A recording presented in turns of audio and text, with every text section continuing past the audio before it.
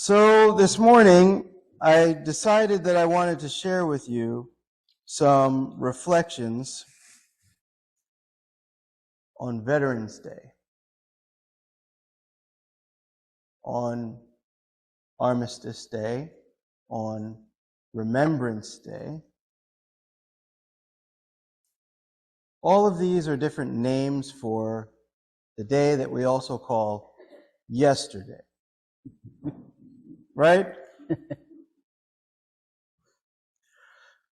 This year, we celebrated yesterday the 105th anniversary of the signing of the World War I Armistice to cease hostilities on the Western Front, as it was called. How many of you have read the book All Quiet on the Western Front? 3, 4. Okay. And you know that shortly after the 11th hour, on the 11th day of the 11th month in that novel, the protagonist is shot dead. Right? Ta-da! Spoiler alert. People hate that. They're like, oh, I'm not going to read the book. You weren't going to read the book anyway. This armistice took effect, as I said, on the 11th hour of the 11th day of the 11th month of 1918. With this instrument, nations still recovering from the dreadful nightmare of World War I, one of the deadliest conflicts in human history to that date, collectively embraced peace as a universal principle and called for an end to all wars. Now, of course, the reason it was called World War I is because we look back through the long lens of history, right? Armistice Day was initially designated as a day to be dedicated to the cause of world peace and to be thereafter celebrated. But when political conditions at the end of the Great War inevitably led to the World War II, Armistice Day was rebranded as Remembrance Day in the Commonwealth and as Veterans Day in the United States.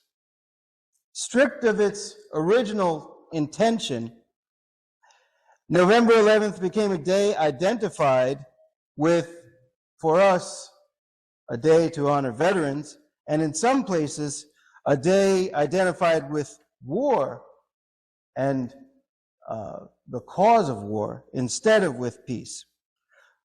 A day for remembering for some the war dead. We honor our war dead on Memorial Day. And a day for glorifying militarism. We choose not to glorify militarism, but instead to look at the service and the sacrifice of our veterans. But we also need to remember that this is a day for peace and a day to look at ways to build and foster peace, which was the original intention. An armistice is an agreement to build and to foster peace. Peace also bringing quiet. But that's okay. We're here to make a joyful noise to the Lord, amen? Now, we always try to remember that this day where we recognize and honor our service members, that it's not just a day to reflect on those veterans that we see standing before us, but the veterans that we don't get to see. Because there are those who serve at home, There are those who serve abroad. There are those who serve, as Benjamin can attest, those who serve in outer space. We often forget those who man our space stations. That's one of the loneliest places you can serve. I recently listened to an NPR podcast where an astronaut reflected on the loneliness of space. And when you're out there and you're looking through that window at planet Earth, and there's nobody up there with you, nobody whose hand you can hold, how lonely it can be. And that made me think of the soldiers who are deployed, and they often have that experience of looking through that window, not from another planet, but sometimes it feels like another planet when you're away. And we sometimes forget that if you're on a submarine, submerged, under the water, and you can't come up for a breath of fresh air whenever you want to. You live in a bubble, a tiny little bubble in the ocean with recycled air, surrounded by dozens, and in most cases, hundreds of other people under the water for sometimes months at a time with this recycled air. And the whole time, when you're doing that, you're in this submarine trying to be as quiet as possible so that the enemy doesn't locate you and fire missiles at you to kill you if you're in enemy waters or even international waters.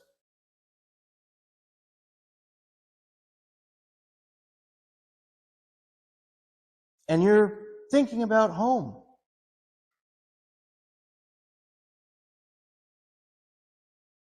That's a lonely place to be. And if you're lucky enough to be one of those sailors who does get that fresh air on an aircraft carrier, you're still stuck in the middle of the ocean. You get fresh air every day, salt water splashing on your face maybe every now and then, maybe not. But guess what? You're still not home. You're still not home. You're not sleeping in your own bed. You're sleeping in a bed. Uncle Sam's bed. He owns it. You still don't get to see your loved ones, except in pictures or video clips. Now, of course, they have, the internet. You may get a nice little spotty connection. You might get to talk to them every once in a while. Still not home.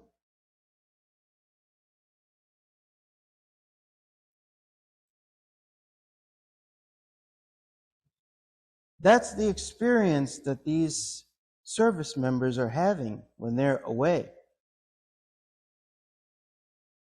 So when the astronaut is talking about looking through that little round window and seeing the earth from what feels like 1,000,000 miles away, that's relatable.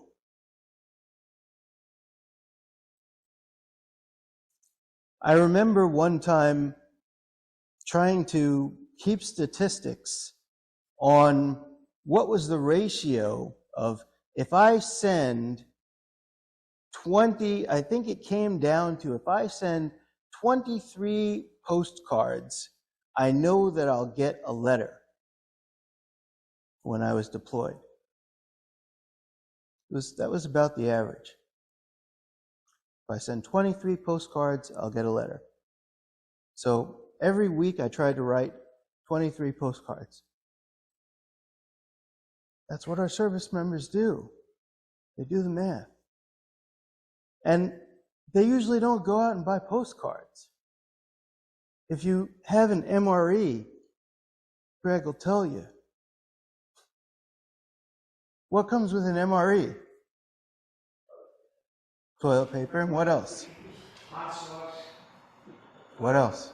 Food that's unedible. Plastic bag. I don't know what they put in those. I served a little bit. Yeah. Right. But usually there's a piece of cardboard, right?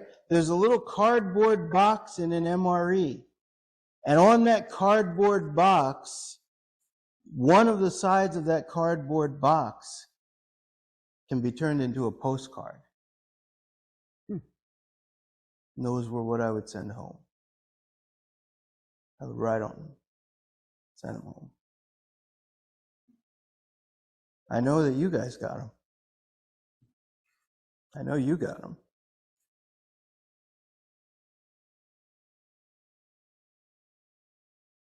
Yeah.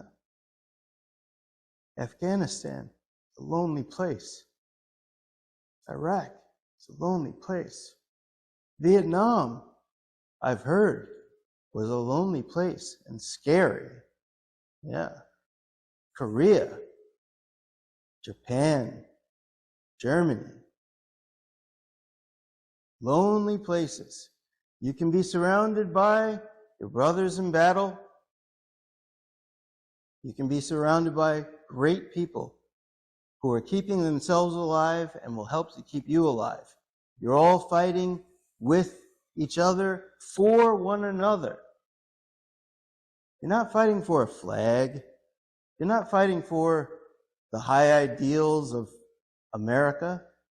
You are, but you're fighting for the person on your left and on your right to keep each other alive so that you can keep yourself alive, so that you can get home.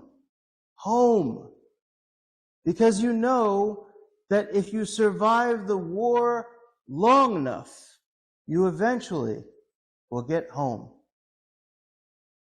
That's what war is. War is about survival to the people who are fighting it. We can talk all day till we're blue in the face about the reasons for conflict. We can talk about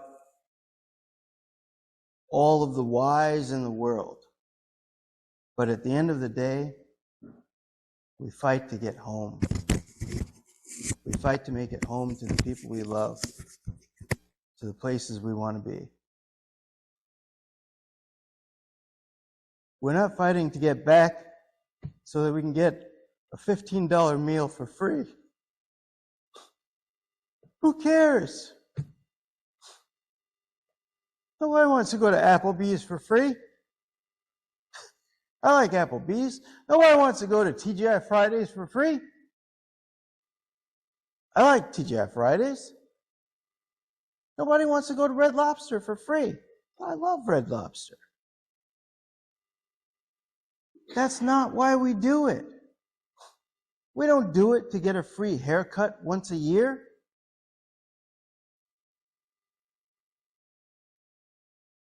You can offer us all the freebies in the world. It's not why we do it. Those freebies are a poor substitute for the debt that America can never pay to its veterans.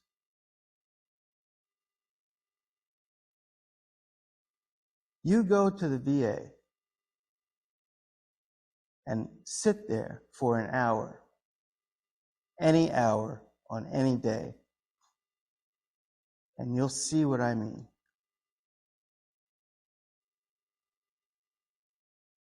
America can never pay the debt that it owes to its veterans.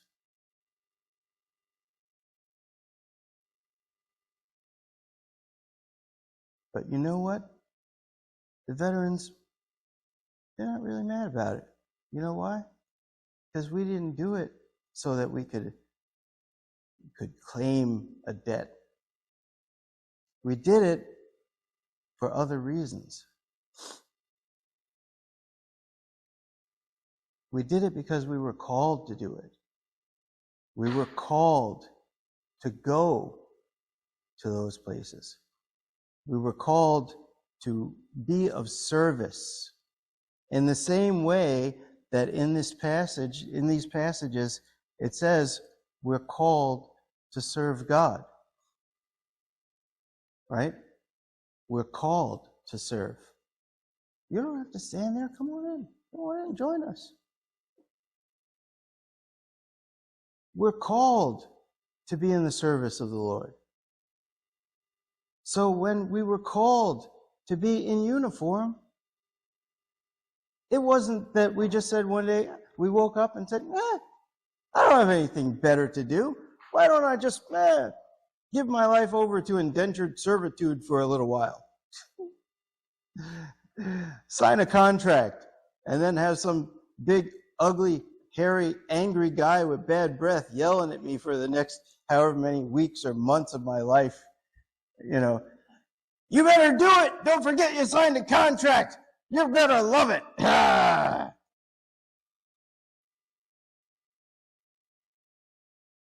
But you know what? The experience that we had from that, the reason why it matters is because then, when we have decision makers who want to send our young men and women into harm's way, we can be the voice of reason and say, yes, this is where they need to go and why, or no, this is a horrible thing to send them into, and here's why.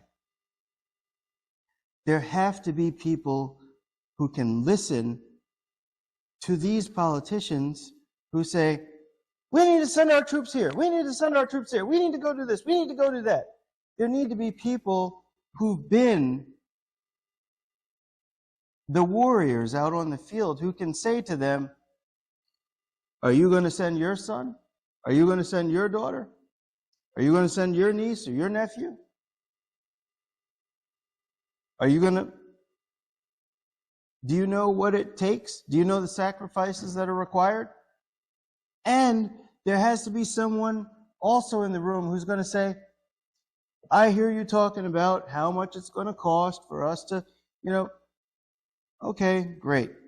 This war that we're about to launch, there's going to be a cost. You agree, we're going to pay, that's fine. It's going to cost this much for tanks, it's going to cost this much for airplanes, it's going to cost this much for fuel, it's going to cost this much for bullets. Over the next 50 years, it's going to cost this much to care for these soldiers. It's going to cost this much to care for these Marines. Are you going to pay it? Here's the human cost. 22 lives a day. 22 lives a day. That's the number of veteran suicides right now. That's just veteran suicides. That doesn't account for all the others. That's only the ones that are tracked. That's only the ones that can be measured. It's not even all of them. Because when they count veteran suicides, those only are the ones who are enrolled in the VA. Those are only the ones that are tracked.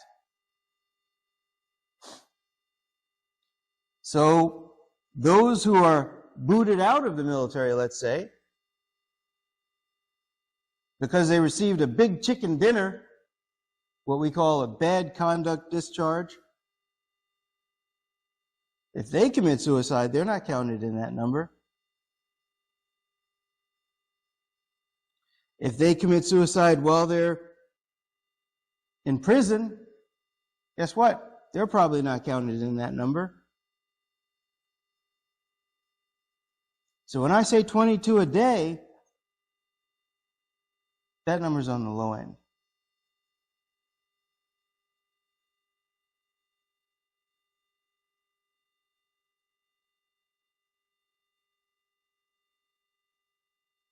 You see, the powers that be, they look at whether or not we can potentially win a war and what it might cost in terms of dollars and cents for us to achieve that objective.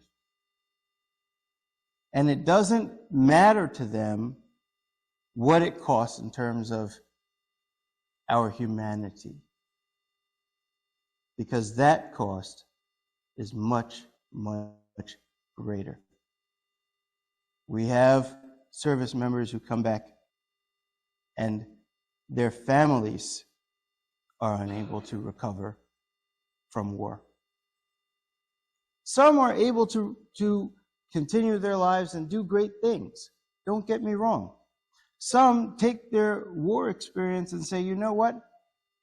I was able to see clearly the path that lay in front of me and choose what I needed to do and go about the rest of my life and do great things. And for them, they're all set. They're good to go.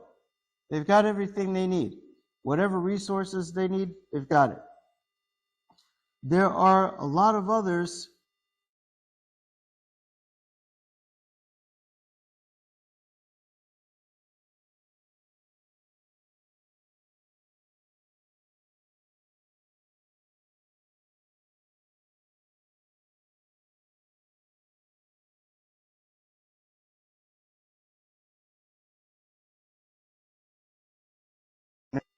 is closed. That means that there are at least 23 beds that aren't available anymore for homeless veterans to sleep in. It's just gone. That resource is permanently gone. Sometimes I see veterans that used to be at the veterans shelter, and I'll see them out on the street, and they'll come up to me, "Hey, Mr. Jason, how you doing?" And they'll talk to me. They remember me. And I'll ask them, "Where are you staying?" And some of them will admit to me that they're back on the street where they were before. "Oh, I'm living where I used to live, behind the 7-Eleven in Coram. Or I'm in Patchogue now. You can find me behind the railroad station." Some of them are doing okay. They're with their families. Some of them are in group homes now, and they're trying to get their lives together. Some of them are being treated for addiction, and they're in treatment, which is a good thing. But a lot of them have not been able to find their way out or their way through. And that's not just because of one agency failing. That's because many agencies are failing, and because as a society we are failing. It took a long time for the Roman Empire to crumble. And the reason why any empire falls or any society crumbles is because when the bricks start to crumble, people pretend they don't notice. They pretend they don't see it. When veterans tell you that the house is on fire, believe it. It's been on fire for years. believe it.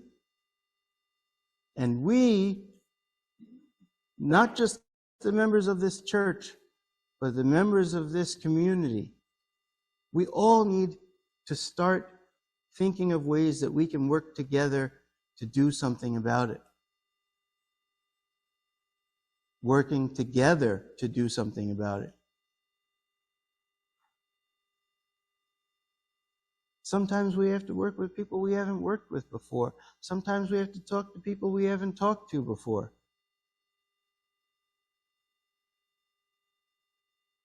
Sometimes we have to think of ways to engage with people we haven't engaged with before in order to do things we've never done before. That's what it takes to build or rebuild. We have to do things differently. We can't do things the same way because we know that if you do the same thing over and over again and expect a different result, some people will call you insane, right?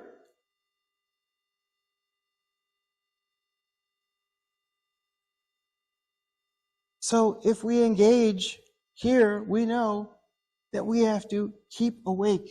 It says, keep awake, for you know neither the day nor the hour. We don't know when it's going to be our time.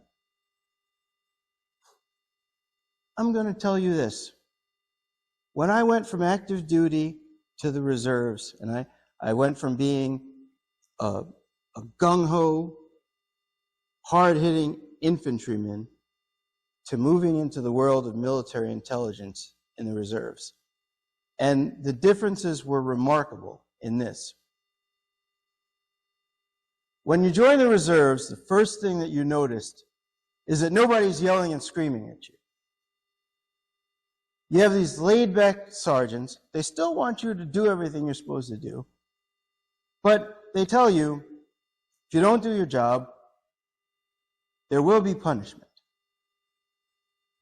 Not going to scream at you, not going to yell at you, but you will be buried under a ton of paperwork that you've never seen the likes of before.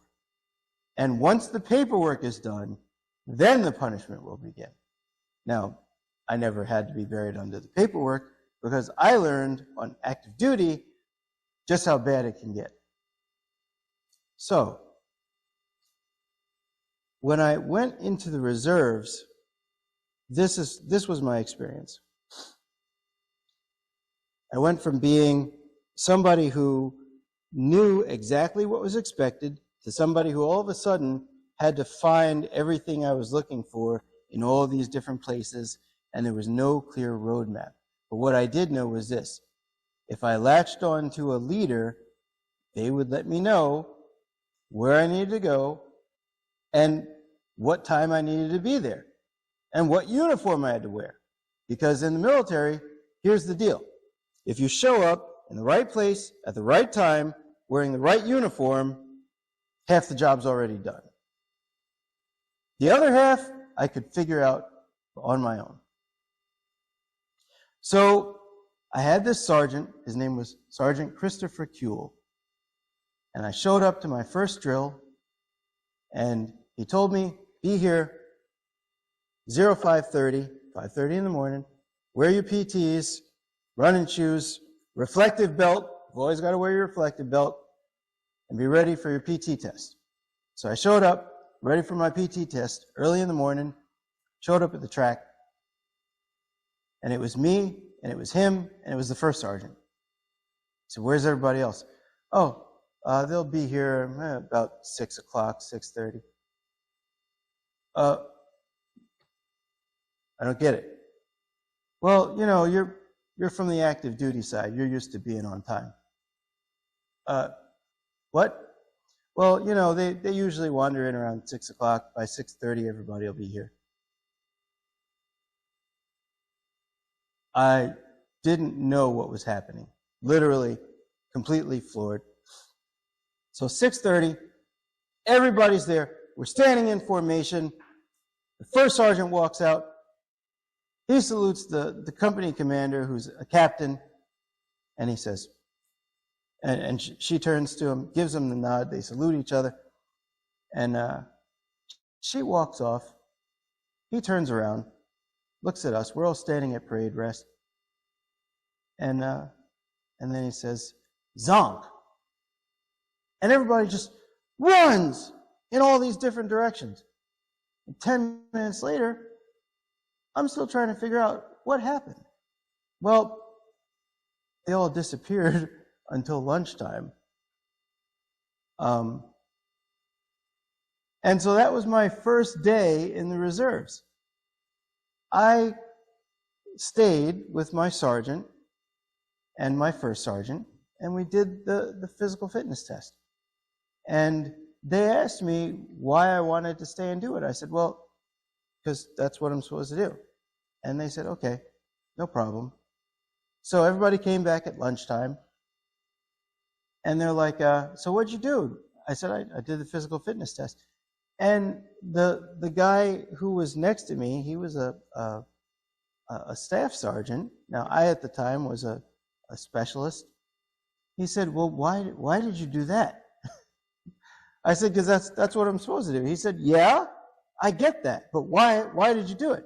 I said, because my sergeant stayed with me, and he did it, and I did it. We did it together, and the first sergeant administered it, and that's how things work. He said, I've been in this unit for 6 years. I've taken 2 PT tests the whole time I've been here. There's something wrong with you. And I said, okay, well, we'll see. So the next month, I showed up for drill again, 5:30 in the morning. I showed up. My sergeant was there. The first sergeant was there. First sergeant looks at me and at my sergeant and says, you guys, you understand the assignment. I get it. I get it. And the next thing that happened was Sergeant Christopher Kuehl, he said, I've been approved to go to training, and he left the next day to go to training out in California, language training. And he was gone for the rest of the month. And then he came back. And so I was looking forward to speaking with him about the training that he had done at Monterey, the Defense Language Institute. But I didn't get a chance to because he died. He suicided. And so at my third training, my third drill with the reserve unit, we had a memorial service for Sergeant Christopher Kuehl.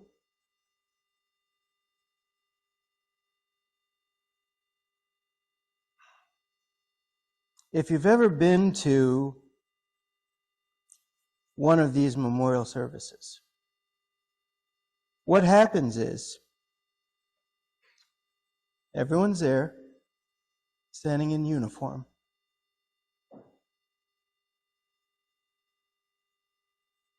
And the first sergeant calls all the names, calls the roll.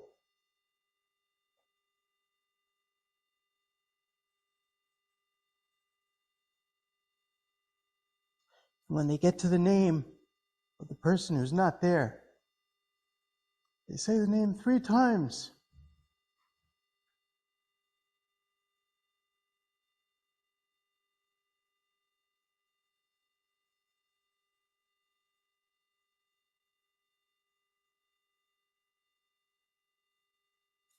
And the third time you hear it, the name just echoes. And you can't ever not hear their name again.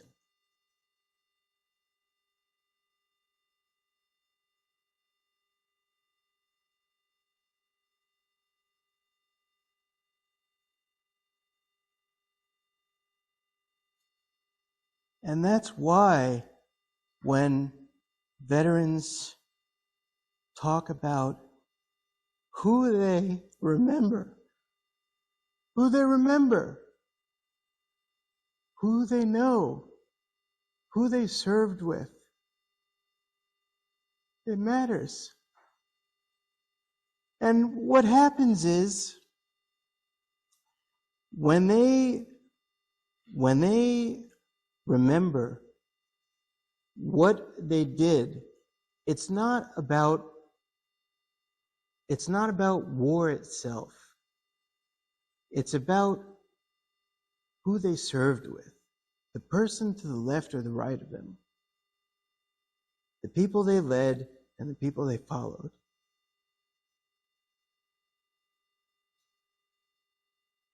That's what Veterans Day is. That's what it means to remember.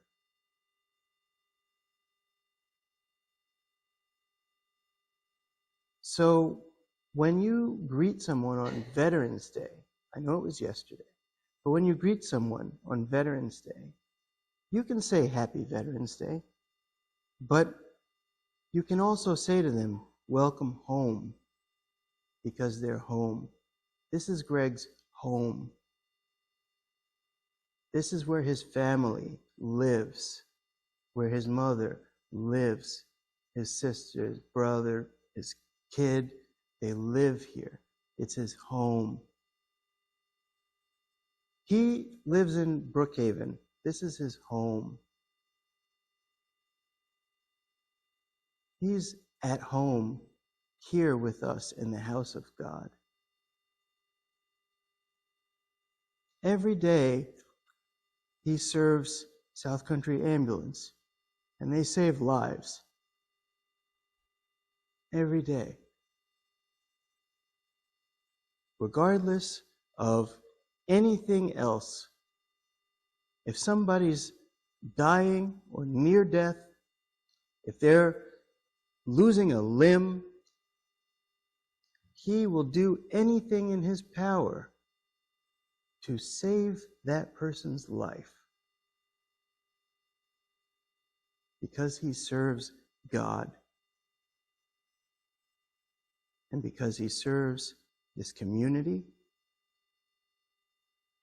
And that is an extension of him serving his country, just like when he wore the uniform of the Marines, just like when he wore the uniform of the United States Army.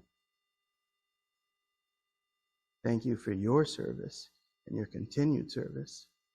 Thank you for being here today.